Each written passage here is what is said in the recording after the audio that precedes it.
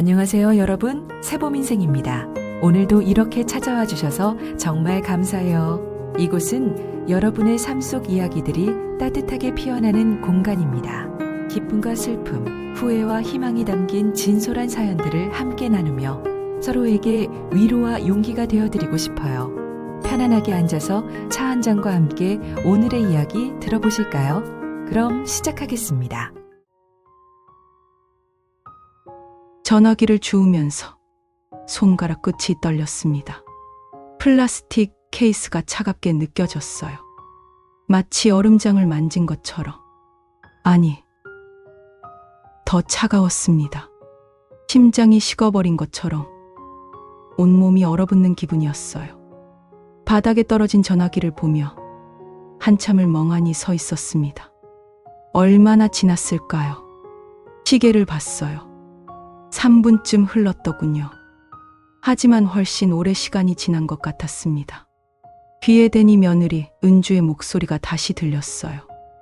어머니, 계세요? 목소리가 조심스러웠습니다. 뭔가 미안해하는 듯한, 그러면서도 단호한 어조. 그 미묘한 톤의 변화를 저는 놓치지 않았어요. 40년을 며느리로, 시어머니로 살아온 여자의 본능이랄까요. 입술이 바짝바짝 말랐습니다. 침을 삼키려 했지만 목구멍이 모래처럼 거칠었어요. 물 한 모금이라도 마셔야 할 것 같았지만 부엌까지 가는 몇 걸음이 수십 리 길처럼 느껴졌습니다. 응, 있어. 겨우 목소리를 짜냈습니다. 제 목소리가 낯설게 들렸어요. 쉰 목소리, 떨리는 목소리, 마치 다른 사람의 목소리 같았습니다.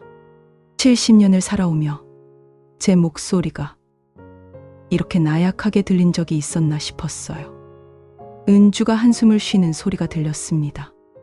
아주 작은 한숨. 하지만 그 한숨 속에 담긴 무게가 전화선을 타고 제게 전해졌어요.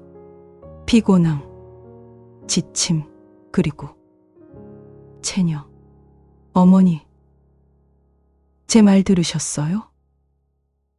들었어. 그럼.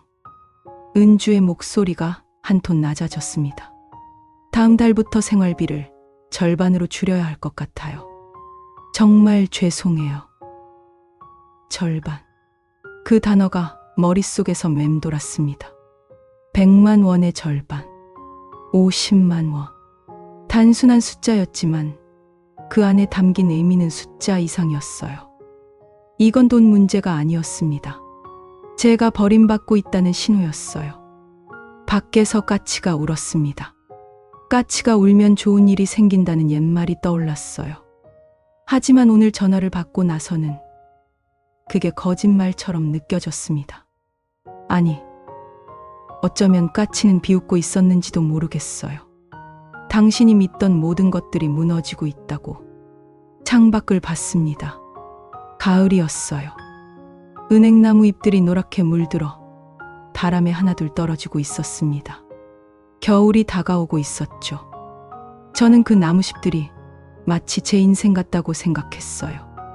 서서히 시들어가는 것. 곧 모든 것이 벌거벗게 될 것이라는 것. 거실 소파에 주저앉았습니다. 낡은 소파였어요. 10년도 더 된 것. 패브릭이 닳아서 몇 군데 실밥이 풀려 있었습니다. 남편이 살아있을 때 샀던 거예요. 그때는 이게 새 것이었는데 시간이 참 빠르게 지나간다는 생각이 들었습니다. 손바닥으로 얼굴을 감쌌어요. 눈두덩이 뜨거웠습니다. 눈물이 나올 것 같았지만 나오지 않았어요. 그냥 목구멍만 뜨거워지고 가슴만 답답해졌습니다. 울고 싶었는데 울 수가 없었어요. 이상하게도 눈물이 마른 것 같았습니다. 벽시계 초침 소리가 유난히 크게 들렸습니다. 째깍, 째깍, 째깍. 규칙적이고 냉정한 소리. 시간은 이렇게 흘러가는데 제 인생은 멈춰버린 것 같았어요. 아니, 뒤로 가고 있는 것 같았습니다. 점점 더 외로워지고, 점점 더 쓸쓸해지고, 점점 더 혼자가 되어가는 것. 냉장고에서 웅웅거리는 소리가 들렸어요. 오래된 냉장고라 소음이 심했습니다. 새 냉장고를 사고 싶었지만 그럴 돈이 없었어요. 매달 받는 100만 원으로 집세 내고, 공과금 내고, 병원비 내고, 밥값 쓰고 나면 남는 게 거의 없었거든요. 그런데 그게 이제 50만 원이 된다고요? 손이 또 떨렸습니다. 문득 오래전 일이 떠올랐습니다. 제가 22 되던 해, 중매로 남편을 만났던 날, 1975년 봄이었어요. 벚꽃이 흐드러지게 핀 날이었습니다. 그날을 어떻게 잊을 수 있겠어요. 제 인생이 바뀐 날이었으니까. 중매쟁이 아주머니가 저를 데리고 다방에 갔어요. 거기서 남편을 처음 봤습니다. 키가 크고 인상이 선한 남자였어요. 안경을 쓰고 있었는데 그게 왠지 지적으로 보였습니다. 말수는 적었지만 제 말을 귀 기울여 들어주는 사람이었어요. 선희 씨는 무슨 일 하세요? 양재를 배우고 있어요. 아, 그래요. 손재주가 좋으시나 보네요. 그렇게 우리는 몇 마디 나누지 않았지만 어쩐지 편안했습니다. 중매 자리가 다 그렇듯 어색하고 부담스러워야 하는데 이상하게도 그 사람 앞에서는 긴장이 풀렸어요. 한 달 후, 우리는 약혼했습니다. 3달 후에는 결혼식을 올렸어요. 작은 예식장에서 간소하게 치렀습니다. 양가 부모님과 친척 몇 명만 모인 조촐한 결혼식이었죠. 웨딩드레스는 빌린 거였고, 부케는 시장에서 산 싸구려 꽃이었습니다. 하지만 행복했어요. 정말 행복했습니다. 시댁은 작은 한옥이었어요. 방 2칸에 마당이 조금 있는 집. 시부모님과 시동생이 함께 사는 집이었죠. 저는 그 집의 새 식구가 됐습니다. 시어머니가 제 손을 잡으셨어요. 그분의 손은 거칠었습니다. 평생 고생하신 흔적이 그대로 손에 배어 있었어요. 굳은 살이 박혀 있었고 손가락 마디마디가 굵었습니다. 하지만 그 손이 따뜻했어요. 며느리는 딸이나 다름없는 거야. 시어머니가 제 손을 꼭 쥐시며 말씀하셨습니다. 우리 집안의 자식이 된 거라고. 이제부터 여기가 내 집이야. 그 말씀을 들으며 눈물이 핑 돌았어요. 친정을 떠나온다는 게 막막했거든요. 엄마 얼굴이 자꾸 떠올랐고 친정 내 방이 그리웠습니다. 하지만 시어머니의 그 말 한마디에 마음이 녹아내렸어요. 이 집이 내 집이구나. 이분들이 내 가족이구나. 그렇게 생각하니 덜 무서웠습니다. 새벽 5시면 일어났습니다. 시어머니보다 먼저 일어나야 했어요. 며느리가 시어머니보다 늦게 일어나면 안 된다는 게 그때의 불문율이었습니다. 지금 젊은 사람들은 이해 못할 거예요. 하지만 그게 그 시절이었어요. 찬물로 세수를 했습니다. 겨울이면 물이 얼음장처럼 차가웠어요. 손을 담그면 뼈가 시린 것 같았습니다. 하지만 참았어요. 뜨거운 물을 쓰려면 아궁이에 불을 떼야 했는데 그럴 시간이 없었거든요. 부엌으로 갔어요. 아궁이에 불을 지폈습니다. 연탄재를 파내고 새 연탄을 올리고 불씨를 살렸어요. 연탄가스 냄새가 코를 찔렀습니다. 어지러웠지만 익숙한 일이었어요. 밥을 지었습니다. 쌀을 씻고 솥에 넣고 물을 맞추 된장찌개를 끓이고 김치를 꺼내고 계란을 부쳤어요. 시아버지는 아침마다 계란 부침을 드셨거든요. 상을 차렸습니다. 시부모님 방으로 들어가 공손히 절을 올리고 진지상을 올렸어요. 그러고 나서야 저는 부엌에서 밥을 먹었습니다. 식구들이 다 드시고 난 후에 먹는 밥. 식은 밥, 설거지를 했어요. 겨울에는 손이 트고 터져서 피가 났습니다. 찬물에 손을 담그고 그릇을 닦다 보면 손등이 갈라졌어요. 핸드크림 같은 건 없었습니다. 그냥 참고 일했어요. 낮에는 바느질을 했습니다. 동네 사람들 옷을 수선해주고 약간의 돈을 받았어요. 몇백 원, 많아야 몇천 원. 하지만 그게 소중한 돈이었습니다. 그 돈으로 아이들 간식을 사주고 시장에서 과일을 사왔어요. 저녁에는 또 밥을 지었습니다. 그리고 설거지하고 빨래하고 청소하고 하루가 그렇게 갔어요. 매일매일이 똑같았습니다. 변화라고는 계절이 바뀌는 것뿐이었어요. 하지만 불평하지 않았습니다. 이게 며느리의 삶이니까요. 모두가 이렇게 사니까요. 제 친구들도, 언니들도, 동네 아주머니들도 다 이렇게 살았어요.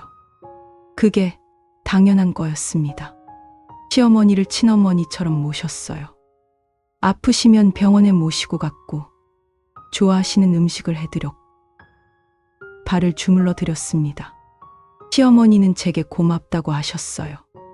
자주는 아니었지만 가끔씩 선이야, 고맙다. 그 한마디면 충분했습니다. 제가 인정받았다는 느낌, 제가 이 집의 일원이라는 느낌, 그게 저를 버티게 해줬어요. 아들을 낳았습니다. 1977년 봄, 처사들 준혁이가 태어났어요. 순산이었습니다. 진통이 시작되고 6시간 만에 아이를 낳았어요. 시어머니가 제 손을 잡아주셨습니다. 잘했어, 선이야. 정말 잘했어. 아기 울음소리를 들으며 눈물이 쏟아졌어요. 아, 내가 엄마가 됐구나. 이 작은 생명을 내가 키워야 하는구나. 기쁨과 두려움이 동시에 밀려왔습니다. 시아버지가 기뻐하셨어요. 아들이다. 장손이 태어났어. 시댁은 축제 분위기였습니다. 돌잔치를 크게 치렀어요. 동네 사람들을 다 불렀고 떡을 돌렸습니다. 준혁이는 시댁의 자랑이었어요. 2년 후 둘째 아들 준석이가 태어났습니다. 이번에도 아들이라 시댁에서는 좋아했어요. 하지만 저는 속으로 조금 아쉬웠습니다. 딸을 낳고 싶었거든요. 작고 예쁜 딸아이를 키우고 싶었어요. 하지만 그런 마음을 내색할 수 없었습니다. 아들 둘을 낳았으니 이제 됐어. 시어머니가 말씀하셨고 저는 고개를 끄덕였어요. 아이들을 키웠습니다. 기저귀를 갈고 젖을 물리고 밤새 안아서 재웠어요. 잠을 제대로 못 잤습니다. 아기들이 밤에 깨서 울면 일어나야 했거든요. 낮에는 집안일을 하느라 정신없고 밤에는 아기들 때문에 잠을 못 자고 몸이 망가졌습니다. 허리가 아프기 시작했어요. 무릎도 시큰거렸고 어깨가 결렸습니다. 25의 나이였지만 40처럼 느껴졌어요. 하지만 아이들을 보며 힘이 났습니다. 준혁이가 웃을 때, 준석이가 제 품에 안길 때 그 순간만큼은 모든 피로가 사라졌어요. 내가 이 아이들을 위해 산다고 생각했습니다. 아이들이 자랐어요. 준혁이는 총명한 아이였습니다. 말을 빨리 배웠고 글을 일찍 깨쳤어요. 학교에 들어가니 성적이 좋았습니다. 선생님이 칭찬했어요. 준혁이는 장래가 촉망되는 학생입니다. 그 말을 듣고 가슴이 뿌듯했어요. 내 아들이 똑똑하다니, 내 아들이 잘한다니. 준석이는 착한 아이였습니다. 형만큼 공부를 잘하진 않았지만 마음이 따뜻했어요. 동생들을 돌봐주고 저를 도와주고 심부름을 잘했습니다. 엄마, 내가 할게. 그 말을 입버릇처럼 하는 아이였어요.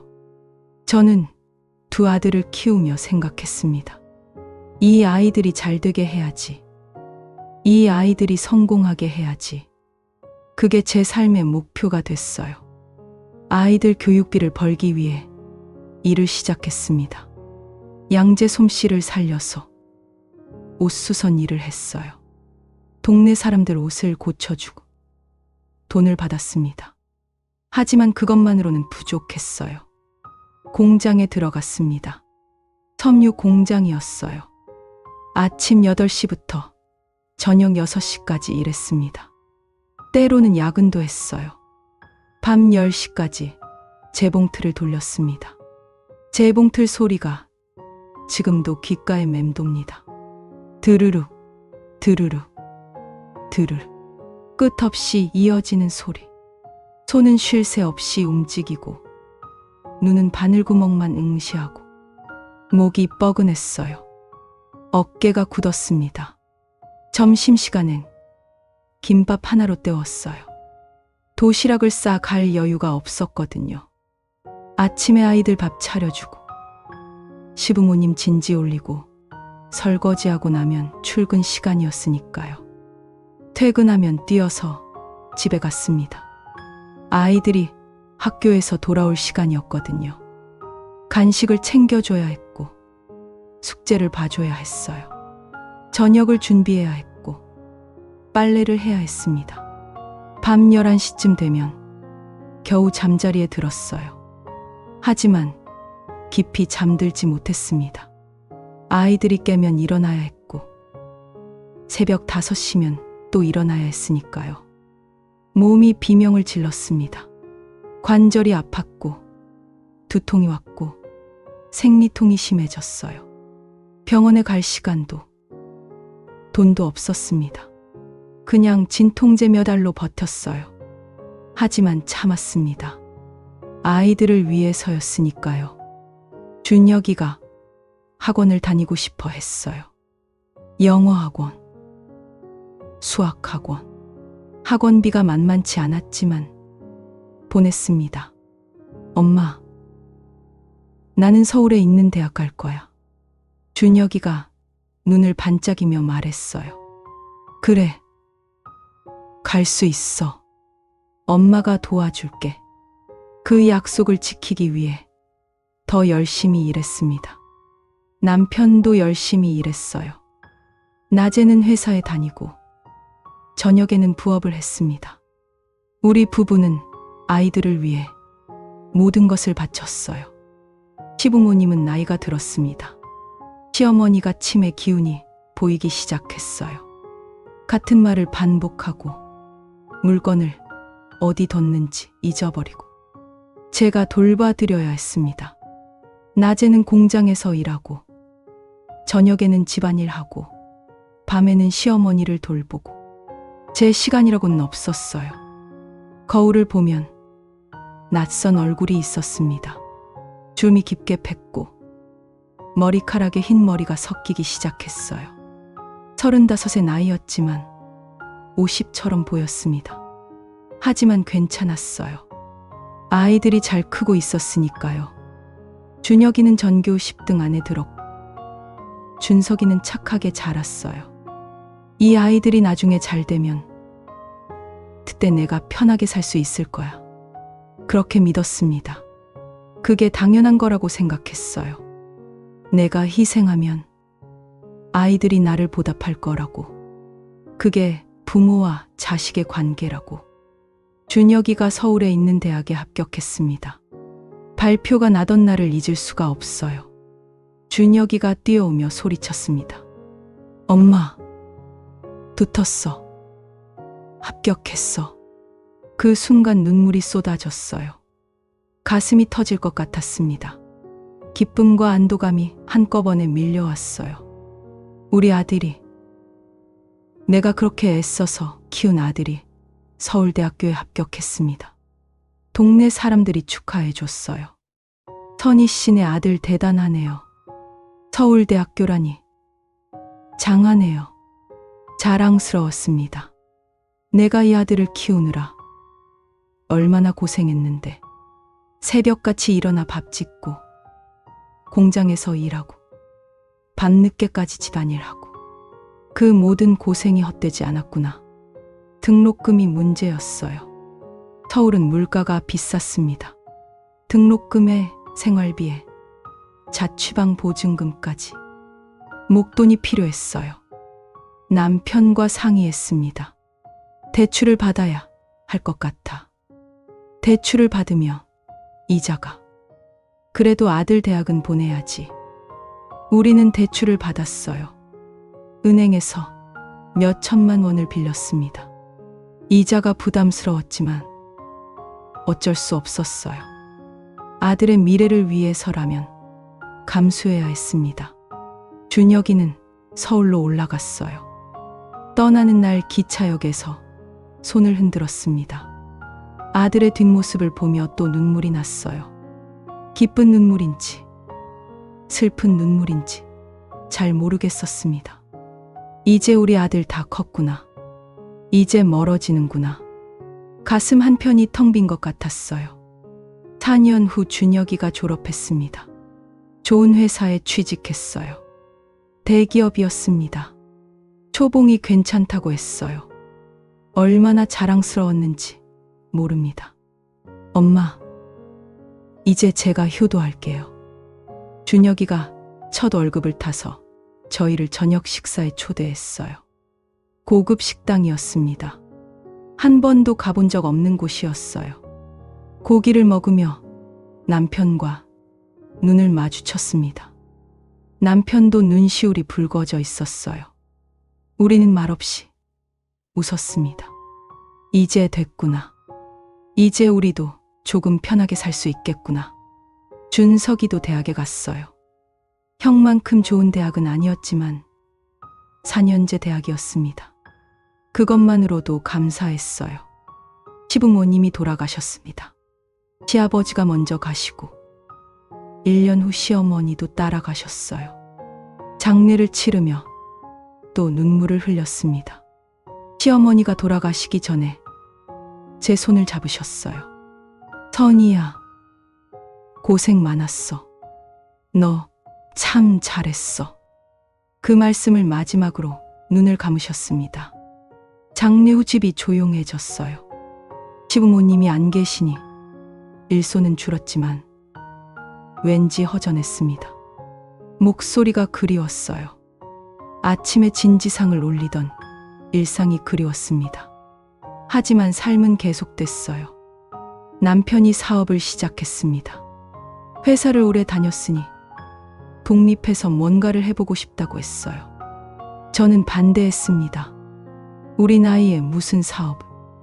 괜찮아. 아는 사람이랑 같이 하는 거야. 잘 될 거야. 남편의 눈이 반짝였어요. 오랜만에 보는 열정이었습니다. 더 이상 말릴 수가 없었어요. 사업은 처음엔 괜찮아 보였습니다. 주문이 들어오고 돈이 돌아가고 남편이 바빴지만 행복해 보였어요. 하지만 1년 후 문제가 생겼습니다. 남편이 사업 파트너의 보증을 섰는데 그 사람이 도망을 간 거예요. 빚이 남편에게로 넘어왔습니다. 몇 천만 원. 순식간에 우리에게 빚이 생겼어요. 채권자들이 찾아왔습니다. 돈 갚아. 현관문을 두드리는 소리에 잠을 깼어요. 무서웠습니다. 남편은 집에 들어오지 못하고 밖에서 숨어 지냈어요. 결국 집을 팔아야 했습니다. 평생 살던 집, 아이들을 키운 집, 추억이 가득한 집을 남에게 넘겼어요. 그날 마지막으로 집을 나서며 뒤돌아봤습니다. 빈집이 초라하게 서 있었어요. 전세로 이사를 갔습니다. 작은 아파트였어요. 방 2개짜리. 전세금도 빠듯하게 마련했습니다. 남편이 무너졌어요. 매일 술을 마셨습니다. 집에서 멍하니 TV만 봤어요. 저와 눈도 마주치지 않았습니다. 여보, 말을 걸어도 대답이 없었어요. 그러던 어느 날 남편이 쓰러졌습니다. 병원에 실려갔어요. 당뇨가 심해졌다고 했습니다. 스트레스 때문이라고. 약을 먹고 관리를 해야 한다고 했어요. 병원비가 나갔습니다. 제 손에 남은 돈이 얼마 없었어요. 걱정이 산더미 같았습니다. 준혁이에게 전화했어요. 준혁아, 엄마야. 엄마, 무슨 일이세요? 아버지가 많이 편찮으셔서 말을 잇기가 어려웠습니다. 아들에게 손을 벌린다는 게 자존심이 상했거든요. 엄마, 제가 도와드릴게요. 준혁이가 단호하게 말했어요. 전세금 대출 제가 받아드릴게요. 그리고 매달 생활비도 보내드릴게요. 눈물이 핑 돌았습니다. 준혁아, 괜찮아요. 엄마, 제가 효도할 차례예요. 엄마가 저를 키우시느라 얼마나 고생하셨는데요. 전화를 끊고 한참을 울었어요. 고마웠습니다. 정말 고마웠어요. 우리 아들을 잘 키웠구나. 이 아들이 이제 우리를 돌봐주는구나. 준혁이는 약속을 지켰습니다. 전세 보증금 대출을 받아줬어요. 2천만 원. 그리고 매달 100만 원씩 생활비를 보냈습니다. 처음에는 미안했어요. 준혁아, 미안하다. 엄마가 이렇게. 엄마, 괜찮아요. 제가 벌어서 드리는 거예요. 준혁이의 아내 은주도 처음엔 좋았습니다. 어머니, 편찮으신 데 없으세요?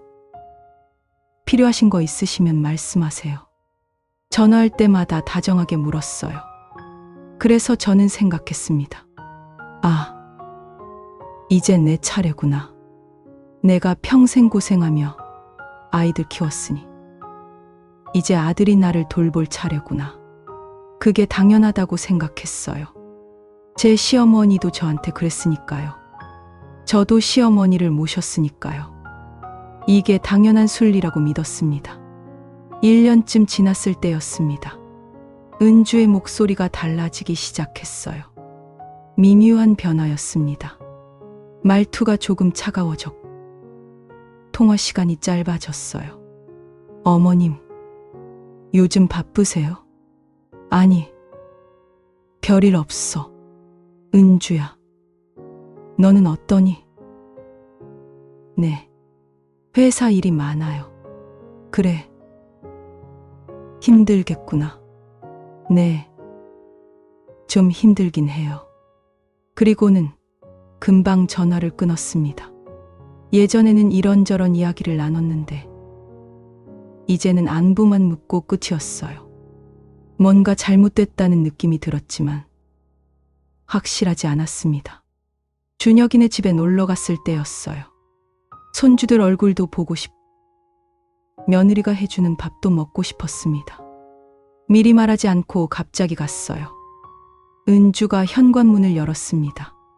어머니, 오늘 오신다고 말씀 안 하셨잖아요. 웃고는 있었지만 눈이 웃지 않았어요. 갑자기 보고 싶어서. 안 될까? 아니에요. 괜찮아요. 들어오세요. 집 안이 어수선했습니다. 은주가 부랴부랴 정리를 했어요. 뭔가 준비가 안 된 게 역력했습니다. 저녁을 먹었어요. 간단한 찌개와 반찬 몇 개. 예전에 은주는 제가 오면 푸짐하게 차려줬는데 이번에는 평범한 식사였어요. 은주야, 요즘 무슨 일 하니? 온라인 쇼핑몰 하고 있어요. 아, 그래. 잘 되니? 그냥 그래요. 말을 잇지 않았어요. 식사 중에 은주가 말했습니다. 어머님, 요즘 물가가 정말 많이 올랐어요. 애들 학원비도 장난 아니고 가슴이 철렁했어요. 그래. 그럼 힘들겠네. 네. 좀 부담이 되긴 해요. 은주가 저를 힐끗 봤습니다. 그 눈빛에 뭔가 있었어요. 말하고 싶은데 말하지 못하는 거. 불만이 있는데 참고 있는 것. 그날 집에 돌아오는 길이 무거웠습니다. 뭔가 잘못되고 있다는 느낌. 며느리가 저를 부담스러워한다는 느낌. 하지만 확신할 수 없었어요. 며칠 후 또 전화했습니다. 은주야, 나야. 네. 어머니, 손주들은 잘 있지? 네, 잘 있어요. 준혁이는 회사에 있어요. 대화가 계속 끊겼어요. 예전처럼 자연스럽게 이어지지 않았습니다. 은주야, 혹시 내가 뭐 잘못한 거 있니? 아니에요, 어머니. 그런 것 같은데. 정말 아니에요. 그냥 요즘 좀 피곤해서. 거짓말이었어요. 목소리에서 느껴졌습니다. 뭔가 숨기고 있었어요. 밤에 잠을 이룰 수 없었습니다. 천장을 바라보며 생각했어요. 내가 뭘 잘못했을까? 너무 자주 전화한 걸까? 집에 너무 자주 간 걸까? 아니면 생활비가 부담스러운 걸까? 그 생각이 들자 화가 났습니다. 내가 아들을 키우느라 얼마나 고생했는데 이제 아들이 날 돌보는 게 당연한 거 아닌가? 그렇게 스스로를 합리화했어요. 남편의 건강이 악화됐습니다. 당뇨 합병증이 왔어요. 시력이 나빠지고 다리 감각이 둔해지고 신장 기능이 떨어졌습니다. 병원을 자주 다녔어요. 일주일에 한 번은 병원에 갔습니다. 검사하고 약 받고 주사 맞고 병원비가 만만치 않았어요. 준혁이가 병원비도 보내줬습니다. 엄마, 아버지 병원비 필요하시면 말씀하세요. 고맙다. 아들아. 남편은 점점 말이 없어졌어요. 하루 종일 소파에 앉아 TV만 봤습니다. 식사도 거의 안 하고 약도 제때 안 먹고 제가 챙겨줘야 했어요. 여보, 약 먹어요. 밥 먹어요. 배 안 고파. 그래도 먹어야 돼요. 억지로 밥을 떠먹였습니다. 마치 아이를 돌보는 것 같았어요. 어느 날 밤이었습니다. 남편이 화장실에서 쓰러졌어요. 쿵 하는 소리에 놀라 달려갔습니다. 여보, 남편이 바닥에 쓰러져 있었어요. 눈을 감은 채로 호흡이 가빠 보였습니다. 119를 불렀어요. 손이 떨려서 번호를 제대로 누를 수가 없었습니다. 몇 번을 잘못 눌렀는지 모르겠어요. 구급차가 왔습니다. 남편을 실었어요. 저도 함께 탔습니다. 구급차 안에서 남편의 손을 잡았어요. 여보, 괜찮을 거예요. 병원 가면 괜찮아질 거예요. 남편은 눈을 뜨지 않았습니다. 병원 응급실에 도착했어요. 의사들이 남편을 데리고 갔습니다. 저는 밖에서 기다렸어요. 시간이 어떻게 가는지 몰랐습니다. 준혁이에게 전화했습니다. 준혁아, 아버지가. 말이 제대로 나오지 않았어요. 엄마, 무슨 일이에요? 아버지가 쓰러지셨어. 지금 병원이야.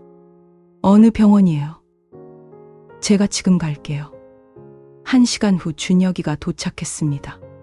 은주도 함께 왔어요. 우리는 함께 기다렸습니다. 의사가 나왔어요. 보호자 되시는 분. 네, 접니다. 뇌출혈입니다. 상태가 심각합니다. 세상이 무너지는 것 같았어요. 남편은 중환자실로 옮겨졌습니다. 우리는 창문 너머로 남편을 봤어요. 온갖 기계에 연결되어 누워있는 모습. 3일을 그렇게 있었습니다. 의식이 돌아오지 않았어요. 의사는 희망이 없다고 했습니다. 나흘째 되는 날 밤, 남편이 세상을 떠났습니다. 심장이 멈췄다는 신호음이 울렸어요. 의사들이 뛰어 들어갔지만 소용없었습니다. 유가족 분들께 조의를 표합니다. 의사의 말이 멀게 들렸어요. 준혁이가 저를 붙잡았습니다. 은주도 울고 있었어요. 저는 남편 곁으로 갔습니다. 차가워진 손을 잡았어요. 이제 따뜻해지지 않을 손. 여보, 눈물이 쏟아졌습니다. 미안해요. 내가 당신을 지켜주지 못했어요.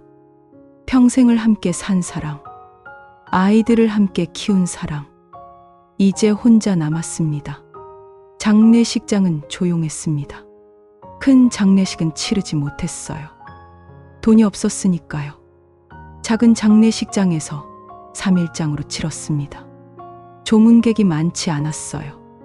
친척 몇 명, 동네 사람 몇 명, 남편의 옛 직장 동료들. 그게 전부였습니다. 은주를 봤어요. 검은 상복을 입고 조문객들을 맞이하고 있었습니다. 얼굴이 피곤해 보였어요. 눈 밑에 다크서클이 짙었습니다. 저 며느리도 힘들겠지. 남편 아버지 장례식이니까. 그렇게 생각했지만 뭔가 다른 감정이 보였어요. 피곤함 너머에 있는 것. 부담감. 짜증. 확실하지 않았습니다.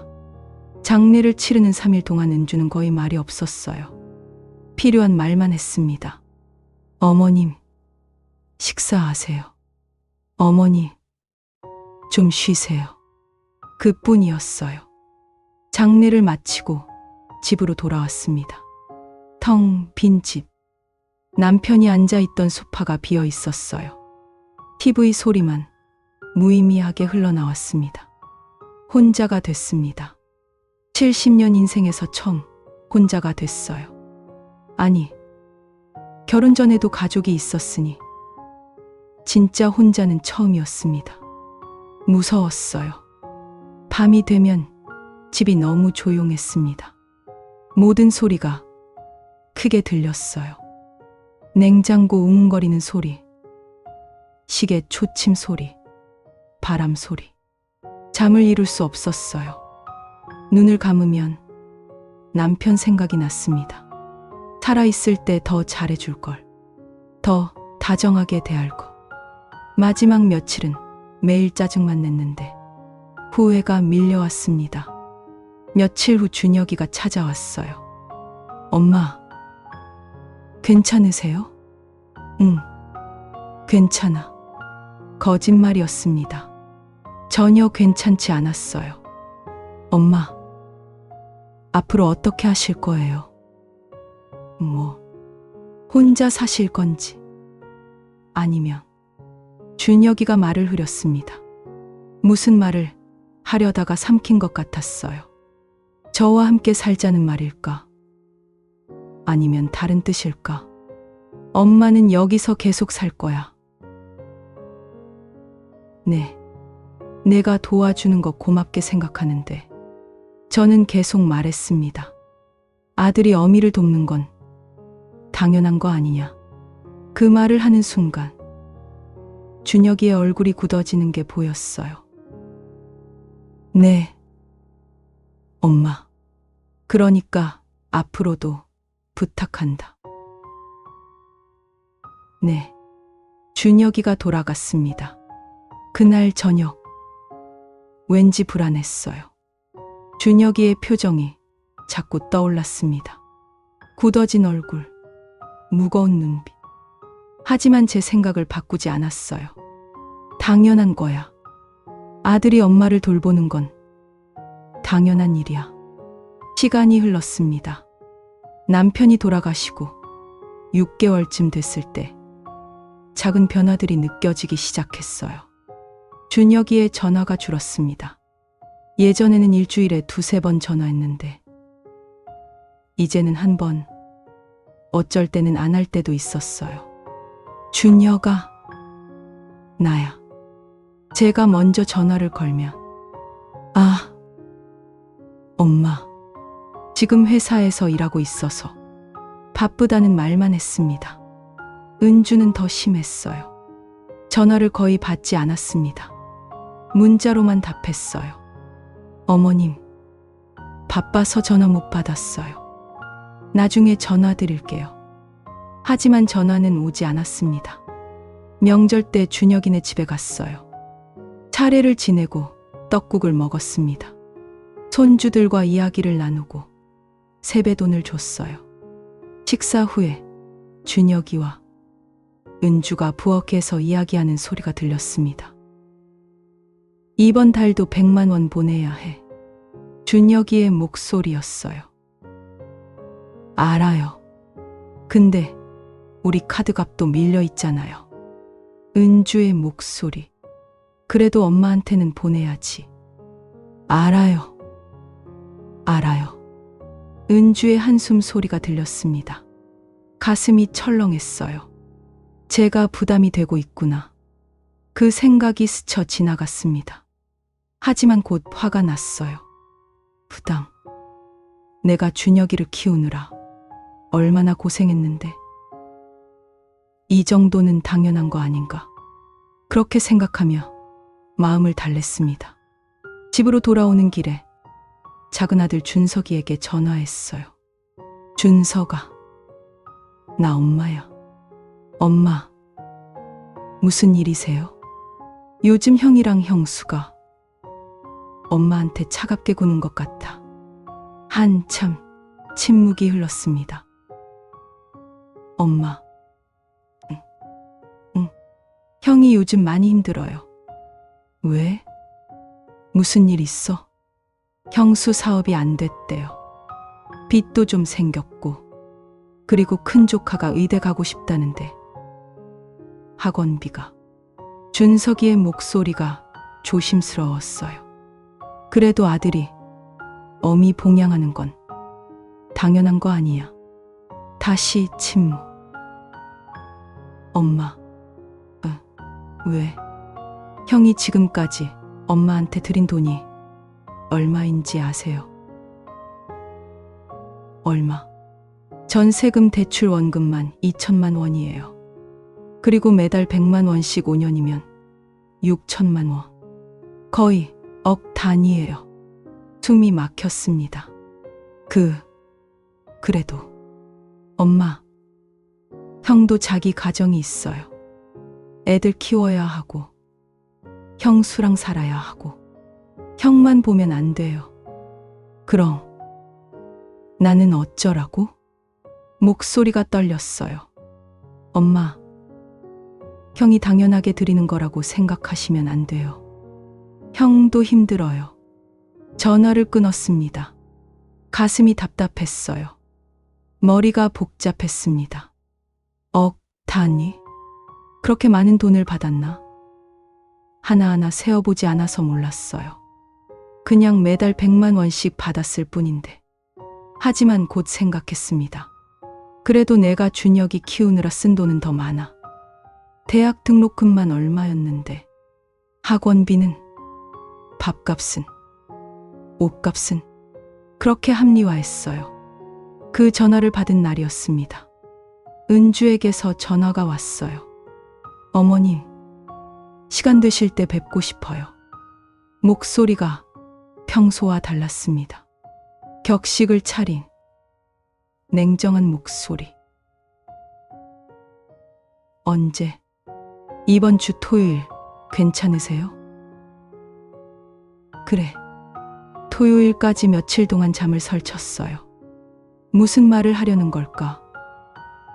좋은 말일 리 없을 것 같았습니다. 토요일이 됐습니다. 준혁이네 집으로 갔어요. 현관문을 열고 들어가니 준혁이와 은주가 거실 소파에 나란히 앉아 있었습니다.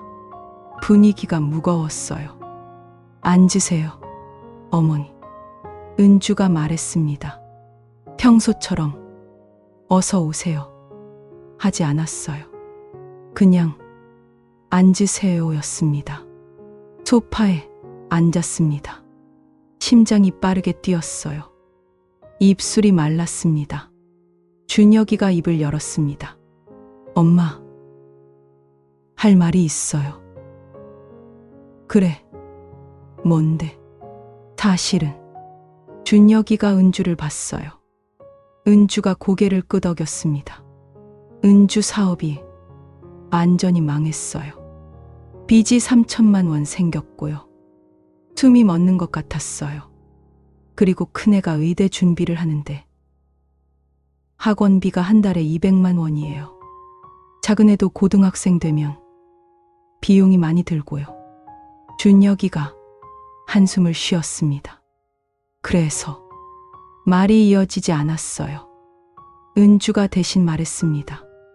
어머니, 정말 죄송하지만 다음 달부터 생활비를 절반으로 줄여야 할 것 같아요.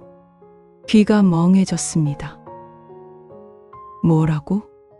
50만 원씩 드리겠어요. 정말 죄송해요. 심장이 미친 듯이 뛰었어요. 지금 나한테 어떻게 그런 말을 할 수가 있어? 목소리가 커졌습니다. 어머님, 저희도 상황. 무슨 상황? 나는 상황이 안 힘들 것 같아. 어머니, 저희도 정말 내가 어떻게 나한테 그럴 수가 있어? 소리를 질렀어요. 준혁이가 깜짝 놀란 표정으로 저를 봤습니다. 엄마, 내가 널 낳았어. 내가 널 키웠어. 내가 얼마나 고생했는데. 가슴이 터질 것 같았습니다. 새벽같이 일어나서 밥 지었어. 공장에서 손이 터지도록 일했어. 다 너 때문이었어. 눈물이 쏟아졌어요. 그런데 지금 나를 버리겠다는 거야? 은주가 일어났습니다. 어머니, 저희가 버리는 게 아니에요. 그럼 뭐야? 생활비를 반으로 줄이는 게 버리는 게 아니면 뭐야? 어머님, 들어보세요. 은주의 목소리도 떨렸어요. 저희가 지금까지 드린 돈이 얼마인지 아세요? 거의 억 단위예요. 그게 내가 시어머니한테 할 말이냐? 저도 힘들어요. 어머니. 은주가 소리를 질렀습니다. 처음 보는 모습이었어요. 항상 조용하던 며느리가 소리를 지르다니. 저도 사람이에요. 저도 제 아이들 키워야 하고, 제 빚도 갚아야 하고, 제 인생도 살아야 해요. 은주의 눈에서 눈물이 흘렀습니다. 어머님은 당연하게만 생각하세요. 저희가 드리는 게 당연하다고. 근데 저는 어머님의 딸이 아니에요. 며느리예요. 남이에요. 그 말이 가슴에 박혔습니다. 나, 며느리는 남이라고.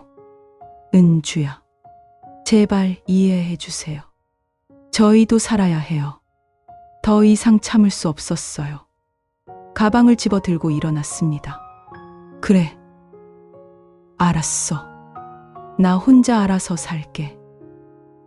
엄마, 준혁이가 불렀지만 돌아보지 않았습니다. 현관문을 박차고 나왔어요.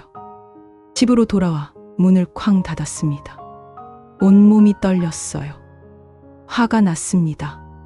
서러웠습니다. 배신감이 밀려왔어요. 내가 뭘 잘못했다고? 내가 뭘? 소파에 주저앉아 울었습니다. 한참을 울다가 문득 전화기를 집어 들었어요. 친구 영숙이에게 전화했습니다. 영숙아, 나야. 선이야. 무슨 일이야? 목소리가 왜 그래? 있잖아. 우리 며느리가 말이야. 말을 시작했습니다. 오늘 있었던 일을 이야기했어요. 생활비를 반으로 줄인다는 거.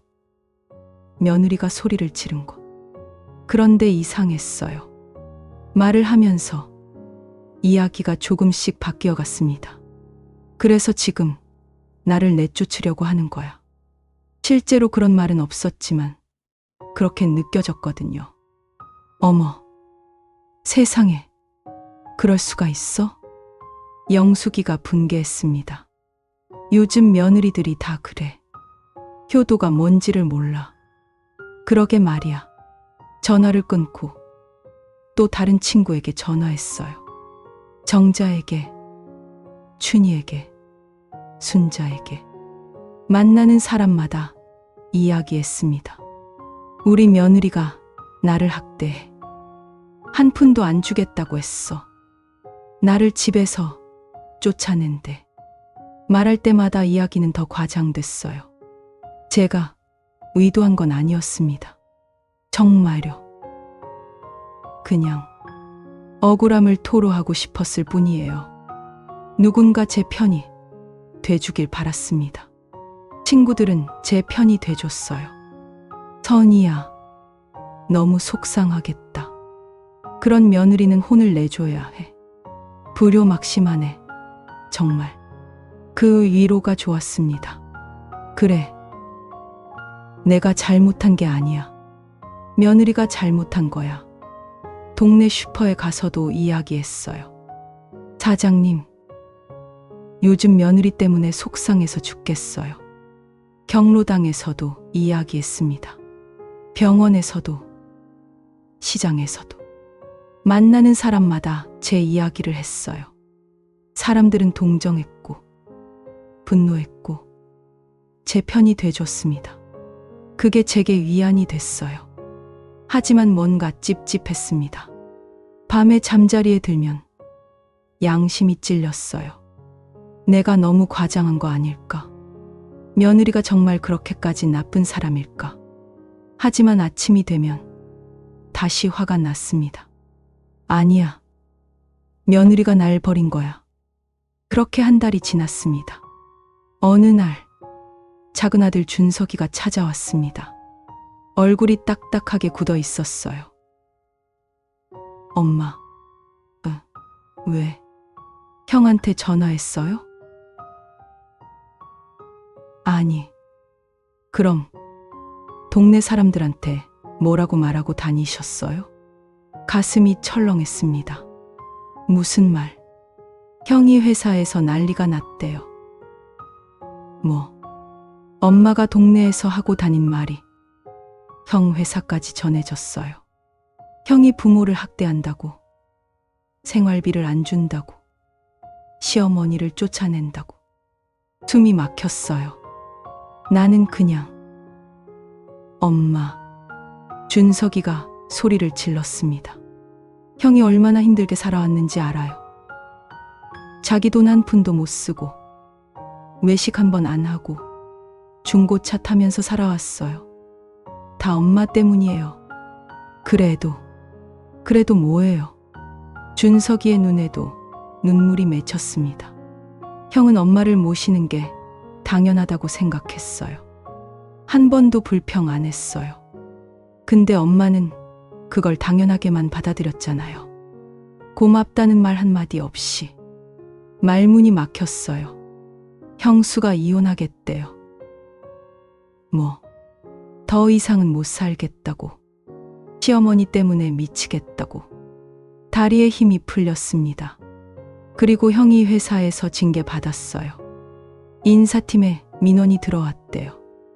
부모 부양 문제로. 그거, 엄마, 형네 가정이 무너지고 있어요. 엄마 때문에. 준석이가 떠났습니다. 저는 그 자리에 주저앉았어요. 내가 뭘 한 거지?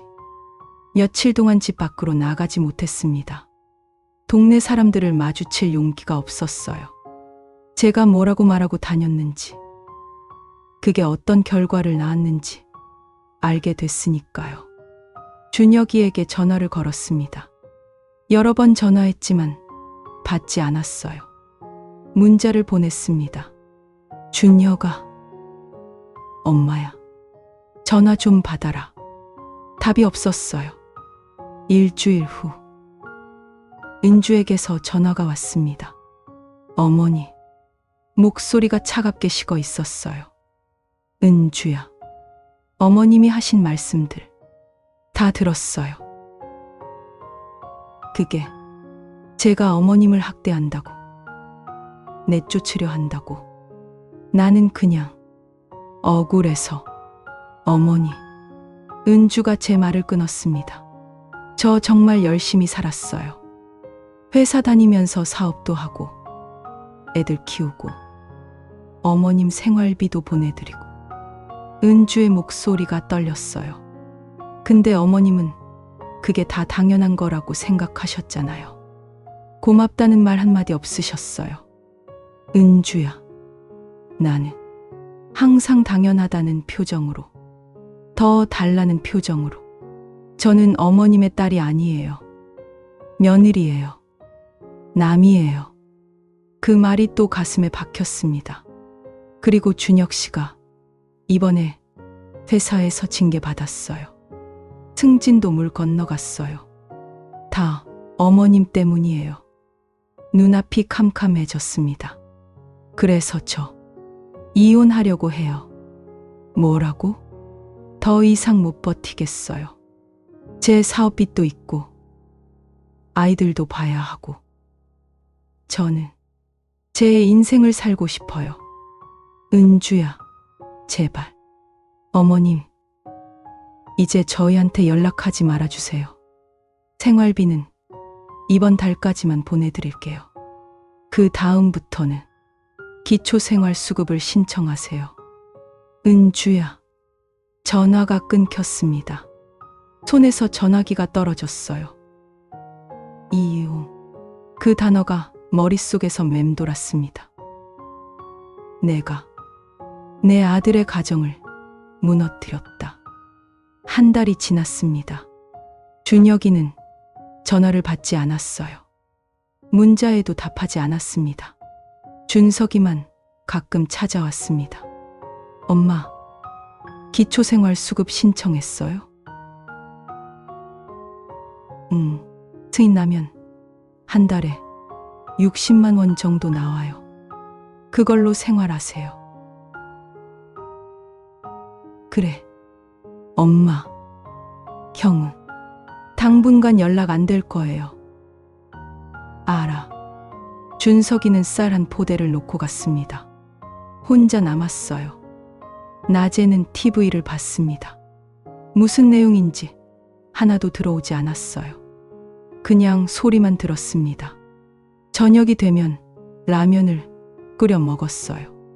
밥을 하기가 귀찮았습니다. 혼자 먹는 밥이 맛이 없었어요. 밤이 되면 잠이 오지 않았습니다. 천장을 바라보며 생각했어요. 어디서부터 잘못된 걸까? 제가 아들의 도움을 당연하게 여긴 거, 며느리의 마음을 헤아리지 못한 거, 동네에 소문을 낸 거, 아니면 처음부터 시어머니가 제게 했던 말이 떠올랐습니다. 며느리는 딸이나 다름없는 거야. 저는 은주를 딸처럼 대했나요? 아니요. 며느리로 대했어요. 남으로 대했어요. 돈을 보내줄 때마다 고맙다고 했나요? 아니요. 당연한 거라고 생각했어요. 눈물이 흘렀습니다. 수급비가 나오기 시작했습니다. 한 달에 60만 원. 준혁이가 보내주던 100만 원보다는 적었지만 혼자 살기엔 충분했어요. 준석이가 한 달에 한 번씩 찾아왔습니다. 엄마, 잘 지내세요? 뭐 필요한 거 없으세요? 없어. 준석이는 반찬 몇 개를 놓고 갔어요. 오래 있지 않았습니다. 할 말이 없었거든요. 엄마, 형 소식 들으실래요? 고개를 끄덕였습니다. 형이 재취업했대요. 전 회사보다는 작은 곳이지만. 그래, 형수랑은 아직 이혼 안 했어요. 근데 별거 중이래요. 가슴이 찢어지는 것 같았어요. 손주들은 형수가 키우고 있어요. 애들이 잘 크고 있대요. 다행이네. 준석이가 한참 저를 보다가 말했습니다. 엄마, 형은 당분간 연락 안 될 거예요. 알아. 형이 엄마 얼굴만 봐도 지난 일들이 생각나서 힘들대요. 그렇겠지. 준석이가 갔습니다. 또 혼자가 됐어요. 창밖을 봤습니다. 눈이 내리고 있었어요. 겨울이었습니다. 그날도 평범한 날이었습니다. 아침에 일어나 혼자 밥을 먹고 TV를 보고 또 혼자 점심을 먹고 오후쯤 됐을 때 초인종이 울렸어요. 준석이가 왔나 싶어서 문을 열었습니다. 준혁이었어요. 엄마, 심장이 멎는 줄 알았습니다. 준혁아, 6개월 만에 보는 아들. 얼굴이 많이 상해 있었어요. 살이 빠지고 눈가에 주름이 늘었고 머리카락에 흰머리가 섞여 있었습니다. 들어와. 준혁이가 들어왔습니다. 소파에 앉았어요. 저도 마주 앉았습니다. 한참 동안 침묵이 흘렀어요. 엄마, 할 말이 있어서 왔어요. 그래. 준혁이가 숨을 깊이 들이마셨습니다. 은주랑 이혼했어요. 가슴이 무너졌습니다. 아이들은 은주가 데려갔고 재산 분할하고 나니까 제 손에 남은 게 거의 없어요. 준혁아, 회사도 그만뒀어요. 더 이상 못 버티겠더라고요. 준혁이의 목소리가 떨렸어요. 엄마 때문이라고 말 안 할게요. 저도 잘못이 있었으니까. 엄마와 아내 사이에서 제대로 중재하지 못한 게 제 잘못이에요. 준혁이가 저를 똑바로 봤습니다. 근데 엄마, 한 가지만 알아주세요. 뭐? 저는 이제 더 이상 엄마를 도울 수 없어요. 눈물이 주르륵 흘러내렸습니다. 제 인생도 망가졌고 아이들도 잃었어요. 이제 남은 건 제 몸뚱이 하나밖에 없어요. 그러니까 앞으로는 엄마 혼자 사셔야 해요. 수급비로 생활하시고 저도 제 인생을 다시 시작해야 해요. 알았어. 아들아. 목이 메어 제대로 말이 나오지 않았어요. 엄마가 미안해. 준혁이가 일어섰습니다. 그럼 건강하세요.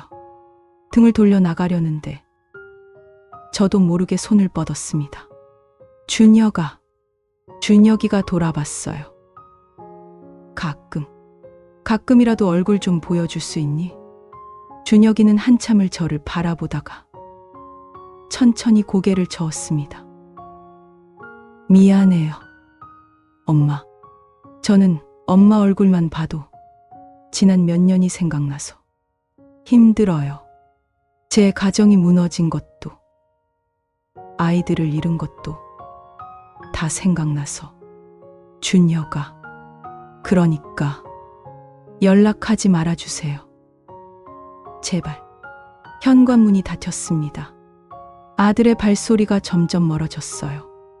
저는 그 자리에 주저앉아 울었습니다. 계절이 바뀌었습니다.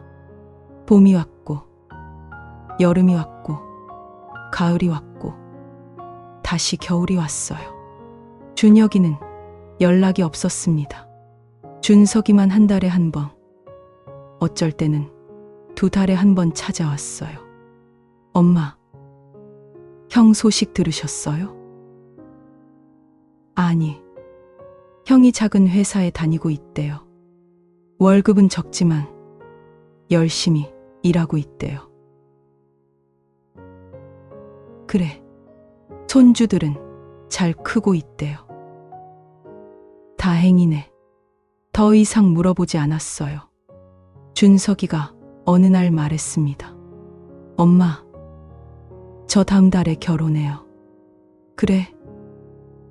좋은 사람이니? 네. 괜찮은 사람이에요. 축하한다. 근데 엄마. 준석이가 망설였습니다.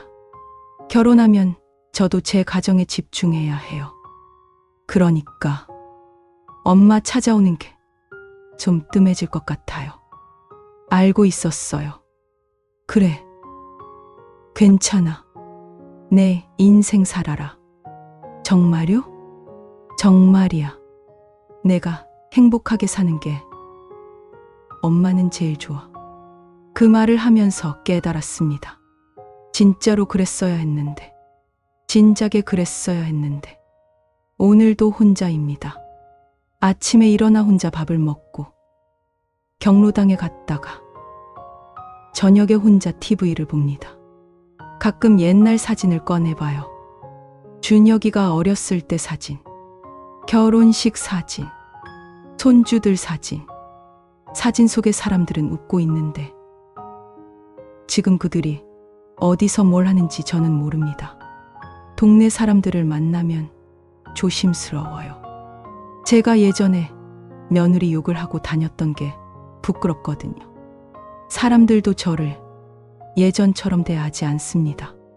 선희 씨, 아들은 잘 있어요? 네, 잘 있대요. 며느리는 이혼했어요. 사람들의 눈빛이 변합니다. 동정인지 비난인지 모를 눈빛. 집으로 돌아오는 길이 길어요. 현관문을 열면 텅 빈지 아무 소리도 없는지 제가 그토록 당연하다고 생각했던 것들이 사라진 후 남은 건 이 고요한 뿐입니다. 핸드폰을 켭니다. 준혁이에게 문자를 씁니다. 아들아, 엄마야. 오늘 날씨가 춥네. 옷 따뜻하게 입고 다녀. 건강해라. 발송 버튼에 손가락을 올립니다. 하지만 누르지 못해요. 한참을 그렇게 있다가 지워버립니다. 아들은 제 메시지를 원하지 않을 거예요. 창밖을 봅니다. 눈이 내리고 있어요. 하얗게 쌓인 눈이 세상을 덮고 있습니다. 저는 이 겨울을 혼자 날 겁니다. 다가올 봄도, 여름도, 가을도 혼자일 거예요. 이게 제가 선택한 삶입니다. 아니, 제가 만들어낸 결과입니다. 당연함이라는 이름으로 포장된 이기심, 아들의 희생을 당연하게 여긴 교만, 며느리의 노력을 인정하지 않은 무심함. 그 대가가 이렇게 쓸쓸합니다. 뼈 속까지 시린 외로움. 아무도 없는 집, 연락 없는 전화기. 이게 제가 만든 지옥입니다. 만약 시간을 되돌릴 수 있다면, 만약 그때로 돌아갈 수 있다면 저는 은주에게 말할 거예요. 고맙다. 정말 고맙다. 내가 얼마나 힘들지 알아. 미안하고 고마워. 준혁이에게도 말할 거예요. 아들아, 내 인생을 살아라. 엄마는 괜찮아. 내가 행복하면 엄마도 행복해. 하지만 시간은 되돌릴 수 없습니다. 지나간 시간은 영원히 지나가 버렸어요. 제가 망친 관계는 다시 돌아오지 않습니다. 시계가 째깍째깍 초침을 세고 있어요. 냉장고가 웅웅거리고 있습니다. 밖에서는 바람이 창문을 흔들고 있어요. 저는 이 소리들과 함께 살아갑니다. 혼자. 당연한 것은 없습니다. 부모의 희생도, 자식의 효도도, 며느리의 헌신도, 모든 관계는 감사와 배려로 이어지는 거예요. 제가 그걸 너무 늦게 알았습니다. 당신은 어떠신가요? 혹시 누군가의 도움을 당연하게 여기고 계신가요? 혹시 누군가의 사랑을 공짜로 받고 계신가요? 제발 후회하지 마세요. 제가 했던 실수를 반복하지 마세요. 지금이라도 고맙다고 말하세요. 사랑한다고 말하세요. 미안하다고 말하세요. 너무 늦기 전에, 저처럼 혼자 남기 전에. 이 이야기가 당신의 마음에 닿았다면 좋아요를 눌러주세요. 그리고 당신의 소중한 사람들에게도 공유해주세요. 우리 모두 조금 더 따뜻한 가족이 되길 바라며 다음 이야기에서 또 뵙겠습니다. 구독과 알림 설정도 잊지 마세요. 당신의 이야기도 댓글로 나눠주시면 감사하겠습니다.